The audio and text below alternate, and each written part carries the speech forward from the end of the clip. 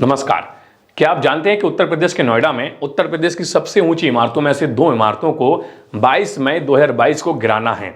जी हां, सबसे ऊंची इमारत की अगर मैं बात कर रहा हूं तो ये दोनों इमारतें हैं जिनको ट्विन टावर कहा जाता है। ये 9 सेकंड में निस्ते नाबूद हो जानी है। अब सबसे बड़ा सवाल जो खड़ा होता है कि इन दो इमारतों को बनने के बाद ही डिमोलिश क्यों किया जा रहा है और क्या इससे भारत के विकास पर नेगेटिव प्रभाव नहीं पड़ेगा, और जो डेवलपर्स भारत में वर्टिकल डेवलपमेंट की ओर आगे बढ़ रहे हैं तो क्या वो नेगेटिविटी में नहीं चले जाएंगे और ऐसे प्रोजेक्ट को क्या वो भविष्य में नहीं रोक देंगे, या फिर ऐसे प्रोजेक्ट अब भारत में बनेंगे ही नहीं। इन सब सवालों के बारे में हम आगे वीडियो में बात करेंगे। उम्मीद है कि आप इस वीडियो को आगे तक जरूर देखोगे। अगर आप इस वीडियो को पसंद करते हैं तो इसको लाइक कीजिए, ज़्यादा से ज़्यादा शेयर कीजिए, और चैनल पर अगर आप नए हैं तो चैनल को सब्सक्राइब भी कीजिएगा। मेरा नाम है पंकज और आप देख रहे हैं इंडियन यूथ। सबसे पहले हम बात करते हैं कि स्काई स्क्रैपर्स को दुनिया क्यों अपना रही है और दुनिया के अलग अलग देशों में ये ऊंची ऊंची बिल्डिंगें तेजी से क्यों बन रही हैं, इनके क्या क्या फायदे होते हैं। देखिए, आपको बता दूं कि स्काई स्क्रैपर जो होता है वो वर्टिकल डेवलपमेंट को शो करता है। मतलब जो हॉरिजॉन्टल डेवलपमेंट होता है उसमें काफी ज्यादा स्पेस लगता है, लेकिन वर्टिकल डेवलपमेंट में कम स्पेस में ज्यादा लोगों को बसाया जा सकता है, ज्यादा लोगों के काम की जमीनों को एक कम स्पेस में ही निकाली जा सकती है। जैसे कि सपोज कीजिए आपके पास 10 एकड़ का एक एरिया है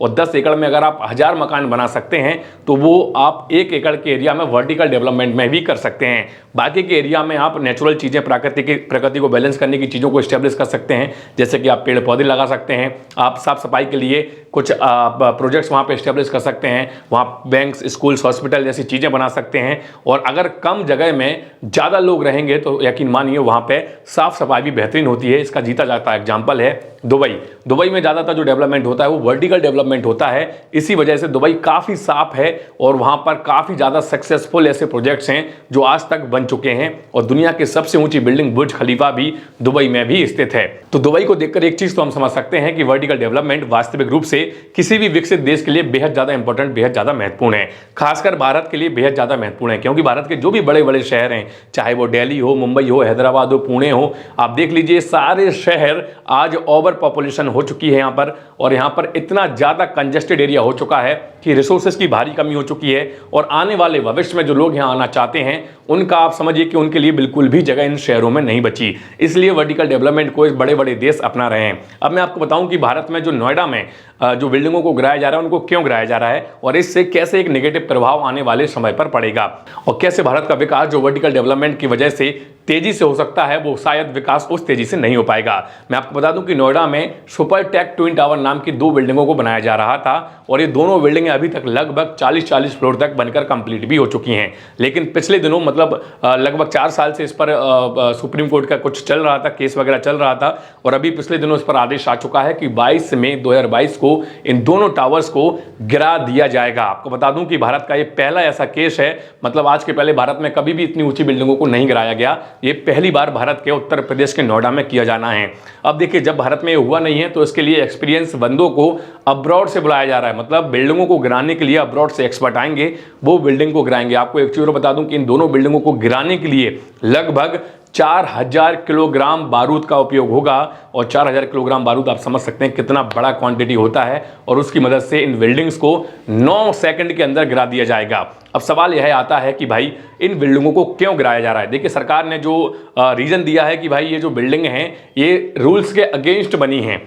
अब सबसे बड़ा सवाल, अगर रूल्स के अगेंस्ट बनी है तो एकदम से ये बन नहीं गई भाई, पता नहीं कितने सालों से इन बिल्डिंग में काम चल रहा होगा। मतलब आप समझिए 40 मंजिला बिल्डिंग्स को बनाने में मुझे लगता है लगभग 7-8 साल तो लगेंगे ही। तो पिछले 7-8 साल से सरकार क्या सो रही थी। अगर मैं बताऊं तो देखिए, इसमें जो इन्वॉल्वमेंट हुई है, जो इंडस्ट्रियल नोएडा डेवलपमेंट अथॉरिटी है उसके 26 ऑफिसर्स इसमें गिल्टी पाए गए। उन 26 ऑफिसर्स में आप समझिए कि 20 ऐसे ऑफिसर्स हैं जो रिटायर्ड भी हो चुके हैं, और 4 ऐसे ऑफिसर्स हैं जो अभी एट प्रेजेंट में सर्व कर रहे हैं नोएडा इंडस्ट्रियल डेवलपमेंट अथॉरिटी को, और उसके अलावा 2 ऐसे ऑफिसर्स हैं जिनकी डेथ हो चुकी है। तो आप समझिए कि भाई इसमें 26 लोग, 26 कर्मचारी इसमें इन्वॉल्व थे। मतलब कि सरकार की मदद से ही इनके रूल्स को वायलेट किया गया, सरकार की मदद से ही, सरकार के कर्मचारियों की मदद से ही इन बिल्डिंगों को बनाया गया। अब सरकार जो एक सबसे बड़ा रीजन दे रही है कि भाई कोई भी बड़ी ऊंची बिल्डिंग बनती है तो एक बिल्डिंग और दूसरी बिल्डिंग के बीच में लगभग 16 मीटर का डिफरेंस होना चाहिए, लेकिन एक बिल्डिंग और दूसरी बिल्डिंग में यहां पर सिर्फ 9 मीटर का डिफरेंस है। इस सबसे बड़े कारण को सरकार बता रही है और इसकी वजह से इन बिल्डिंग को डिमोलिश किया जाना है। अब देखिए, मैं आपको बता दूं कि वर्टिकल डेवलपमेंट हमारे भारत में हो तो सकता है, लेकिन सिर्फ और सिर्फ करप्शन की वजह से, क्योंकि ऐसे एग्जाम्पल जब किसी भी डेवलपर को देखने को मिलेंगे तो भविष्य में जो डेवलपर ऐसी बिल्डिंगों को बनाने की सोच रहा होगा वो बिल्कुल भी नहीं बनाएगा, क्योंकि इससे जो डेवलपर बना रहा होगा उसका भारी पैसा तो खर्च हो ही गया। आप समझिए कि 40 मंजिला मकान को बनाने के लिए नोएडा जैसे डेवलप्ड सिटी में कितना ज्यादा खर्च आया होगा। मुझे लग रहा है अरबों रुपए उस कंपनी ने इस पर खर्च किया होगा। इसके अलावा गवर्नमेंट का, सुप्रीम कोर्ट का एक और आदेश आया है कि इस बिल्डिंग को तोड़ने के लिए वही डेवलपर ही पैसा देगा, मतलब बनाएगा भी वो और तोड़ने के लिए पैसा वही डेवलपर देगा।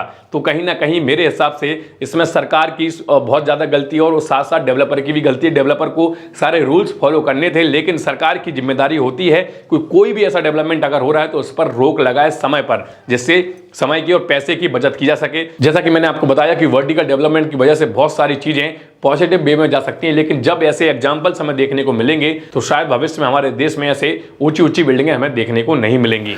तो अब आप इसके बारे में क्या सोचते हैं? आपको क्या लगता है कि सरकार की इसमें गलती है कि नहीं? अगर गलती है तो नीचे कमेंट बॉक्स में बताइए। अगर आप अपने कुछ और भी विचार इस पर देना चाहते हैं तो वो भी कमेंट बॉक्स में जरूर लिखिए। और अगर यह वीडियो आपको पसंद आए तो उसको लाइक कीजिए, शेयर कीजिए। चैनल पर अगर आप नए हैं तो चैनल को सब्सक्राइब भी कीजिएगा। चलिए, आज के इस वीडियो में इतना ही। मिलते हैं अगले वीडियो में, तब तक के लिए जय हिंद, जय भारत।